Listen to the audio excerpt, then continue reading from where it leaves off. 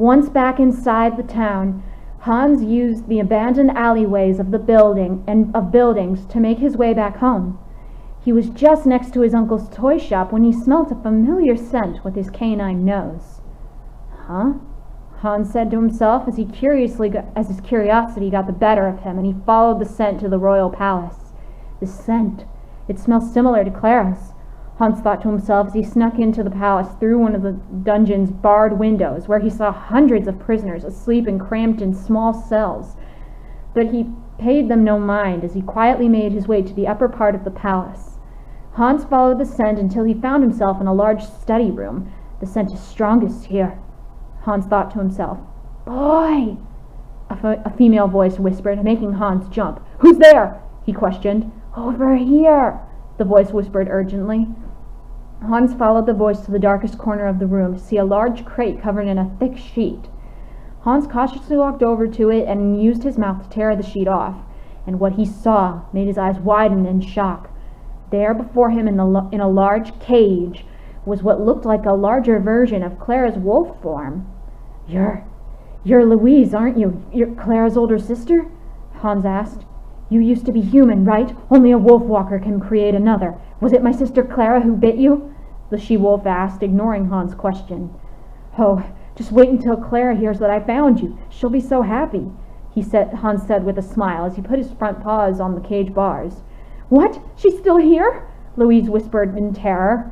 Hold on, I'll have you out soon. Hans started to make his way to the lock of the cage, but Louise cut him off. No! Leave while you can. Find Clara, tell her she must take the pack and leave. And you, boy, you must go with her. This place is not safe for our kind, Louise urged. What? No! Clara needs you, the boy started, but the wolf in the cage cut him off. No, you don't understand. She mustn't wait for me, and she must not come for me. The king and these people are completely mad. They want to kill wolves and anyone else who gets in their way of power and control. Now go, Louise insisted. But go, the she-wolf demanded. But before Hans could say or do anything else, footsteps were heard coming towards the study. Hans then quickly hid under the nearby desk. Ha! Tomorrow you will be executed, you stupid wolf, the king boasted, kicking the side of the cage that Louise was in, making Hans let out a growl before he could stop himself. Who's there? The king bellowed as he began to search around the room. Hans knew he had little time to react before the king found him, and knowing there was no other way, he made a dash for the open window of the study behind the desk. Wolf! The king shouted as Hans jumped out of the window and onto the roof and ran at his top speed across it, while the king yelled for his guards to chase after him. I have to hurry or they'll kill me, Hans thought in terror as he ran across the rooftops of the royal palace, and while the guards were shooting arrows at him from nearby balconies. Slay the foul beast! The king demanded as he watched the scene from his study. Though great fear plagued his heart, Hans' wolf reflexes were able to help him dodge every arrow shot at him, and he was able to escape into the sewer underneath the village and the castle. I want everyone in the castle searching in the sewers at once! Find that beast and kill it! The king bellowed with a reddening face. Hans couldn't remember the last time he had been so out of breath, or so afraid, for even back in the forest when he had first faced Clara and her wolves, he wasn't as frightened as he was now. Clara was right. Humans can be the most unaccepting beings ever. Poor Louise. What do I do now? If I tell Clara, she'll stop at nothing to get Louise back.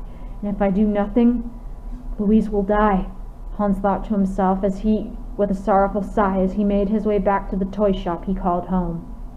Once Hans was able to sneak back into the toy shop, he noticed Eric was nowhere to be seen. The king must have called him about the incident back at the castle, he thought to himself as he hurried up to the bedroom to find his human body still asleep in bed. All right, now to wake up, he said to himself as he then saw Pavlova at the foot of the bed, meowing happily upon seeing him. Pavlova, I'm happy to see you too, Hans proclaimed as he nuzzled the kitten's head, but the moment of relief and happiness was short-lived.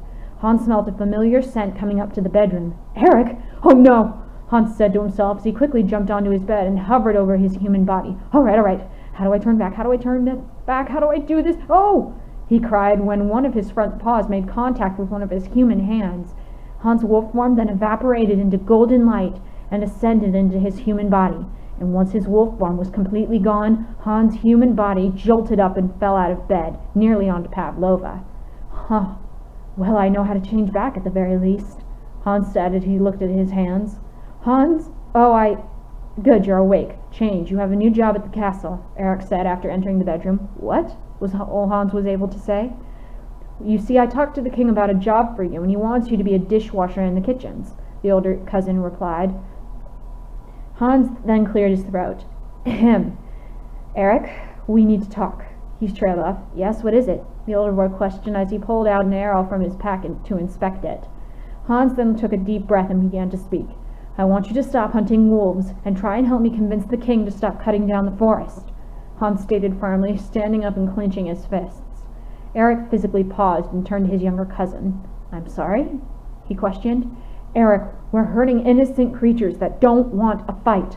The wolves, they're waiting for the wolf that the king has locked up in his study. Please, he must release her and let her and her pack leave this land, Hans very nearly begged. Eric could do nothing but stare at his younger cousin for almost an entire minute before speaking.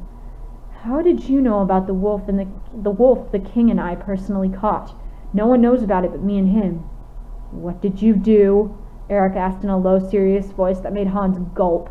I just know, Hans trailed off quietly. Hans, tell me the truth, now, Eric said as if he were talking to a small child. No, I won't. All I can tell you is that you must release Louise. Louise? You named that monster? Eric questioned in disgust. Hans frowned. No, that really is her name. She would never hurt anyone. The real monster is the king, who was a tyrant of a man. Hans shouted. You talk as if you know this wolf as a friend, so I will ask you one last time.